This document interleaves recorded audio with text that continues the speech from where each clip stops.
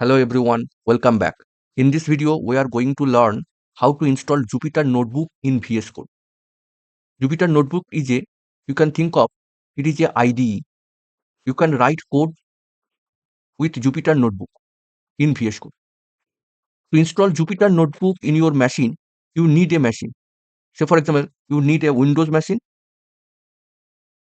or you can use Linux. Okay, any machine you can use. In this video, I am using WSL. Okay, Windows Subsystem for Linux. Okay, to spin up a WSL, first let me open the WSL, open CMD and open Ubuntu machine. It is a WSL. Okay, to install Jupyter Notebook on your WSL, that is Ubuntu machine, first create a directory. Okay, MK for create a directory for your Python project or your programming project. Say for example, mkdir, any name you can give, any name you can create. Say for example, hello Jupyter. Okay, hit enter. It is already present. You can name it any name. Hi Jupyter, any name you can give and hit enter. CD and go inside that folder. Okay, and then open the directory in VS Code. For this, you can use code space dot and hit enter. It will open the VS Code in WSL. Okay, here you can see WSL colon the Ubuntu. That means VS Code is running on WSL machine. Control backtick to use the terminal. Okay. To install Jupyter Notebook on VS Code, you need to add or install extension. Two extension is needed. One is Jupyter and another is Python. Okay, first I have to install Jupyter. Go to the extension section and here you can write Jupyter, Jupyter. Okay, and click on here. This is the Jupyter. I have already installed on my machine, that I do not require to install it. And then next you have to install the extension of Python.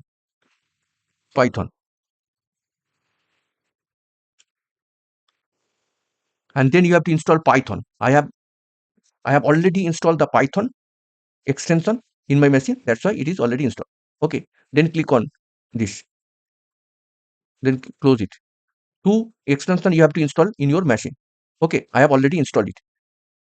Then you have to create a virtual machine on this project folder. For this, you have to create a Python virtual environment. Then create a Python virtual environment.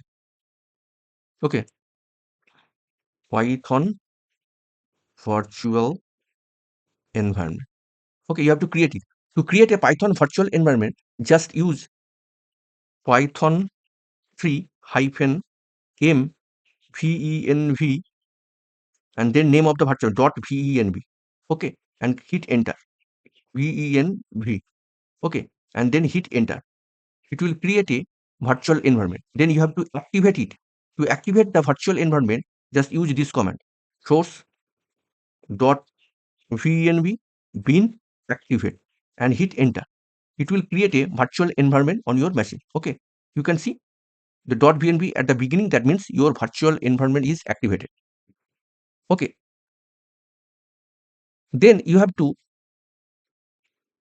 create a Jupyter Notebook in this project. First you have to open the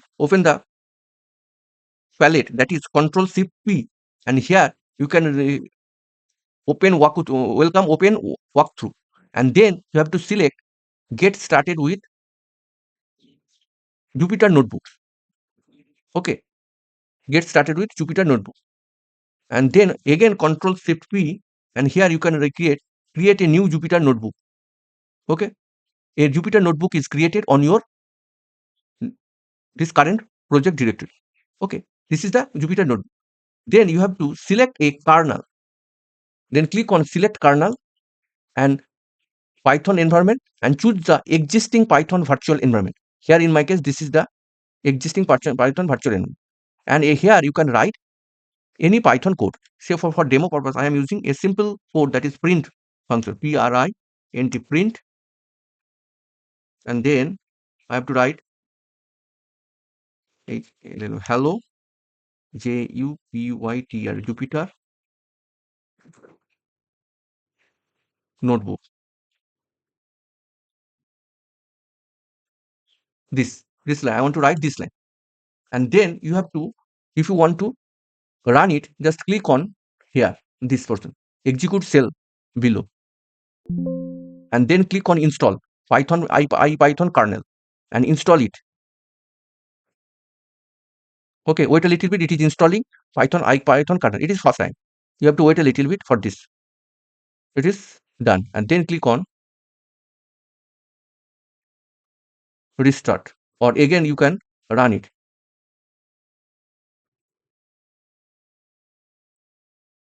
Run, go to it is wait a little bit.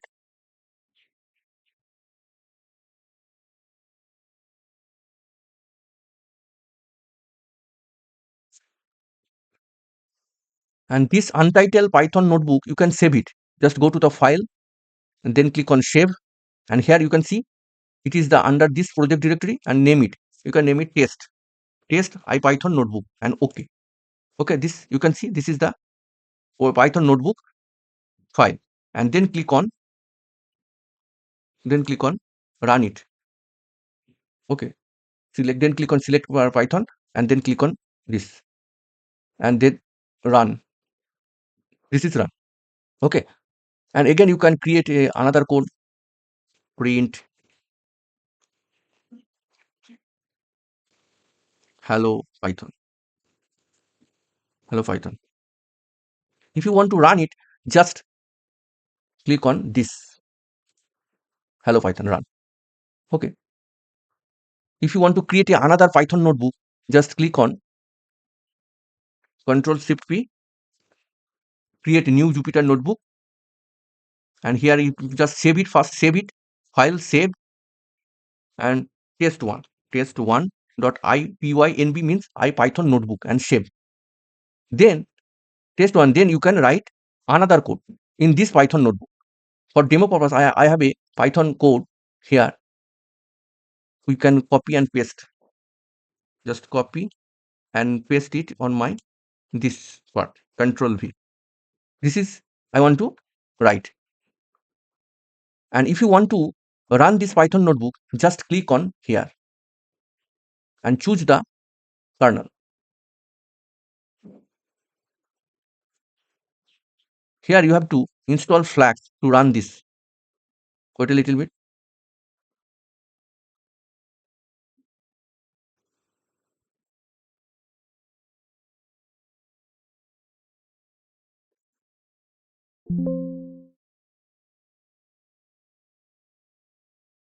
Run it here again.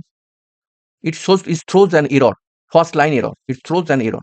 For this, you have to install Flask. For this, you can install it by using pip install Flask, Flask, and hit enter.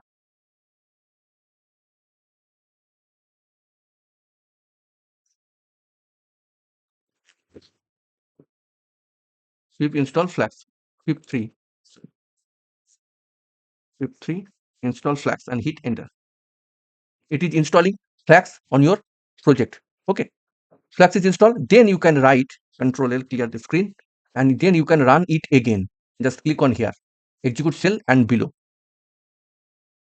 and you can see it is running. This Python notebook is running, and you can check. Just click on here, Control, and here first code on Python Flask. That means your test.1 Python notebook is running.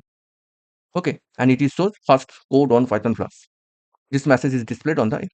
You can just stop it by using this interrupt. Interrupt. Control C. To shape this Python notebook, or to export this Python. How to export it? Export Python notebook. export or save the Python notebook, export slash save Python notebook to dot Python file in a Python file, py file. How to? Just go to the this is the case.ipython notebook. This is the first Python notebook. Then click on here and then click on export and choose. If you want to save it in a python.py, choose Python script, and this is the untitled Python script file, and then go to click on save. Name it first first first file .py and click on OK. You can see this file is saved. Test Python notebook is saved in Python extension, that is first file .py. And if you want to save this Python notebook, test.1 Python notebook into .py file, okay, then click on file and then first click on export and then choose the Python script, and then you have to choose file and then save. And here you can say flax.py. This is the flax file .py, and then click on OK, and you can see flax file.py. You have successfully export the notebook, Python notebook, to a .py file. Okay. If you want to run this Python file, that is fluxfile.py, just click on here. You can write Python python Python 3 and then name of the file, that is the flux file, fla tab, and hit enter. If you run this Python file, just use this command and hit enter, and it is running. This file, this server is running, this Python file is running, and it is running on the port 8181. And you can click here. If you click and open it, you can see this is the file. Again it is running. That means Control C, it is stop. Control N. If you want to run this file, first Python file, you can run it also. Just use again the command is same, Python 3 and then name of the Python file, that's the first file, and hit enter. You can see hello Python, it is displayed. This is displayed hello Python. Okay, and you can run it here also by using this command also. Okay, you can see first line is hello Jupyter notebook, and then last command is hello Python. You can also run by using this run Python file. Okay, in this way you can create a Python notebook on VS Code by using WSL. I am using the WSL. Okay, here you can see this is my WSL. Okay, if the video is helpful, please like it, subscribe it. If you have any question, let me know in the comment section, and you can browse the commands in my GitHub repo. I will put the link in the description. You can see this. Thank you.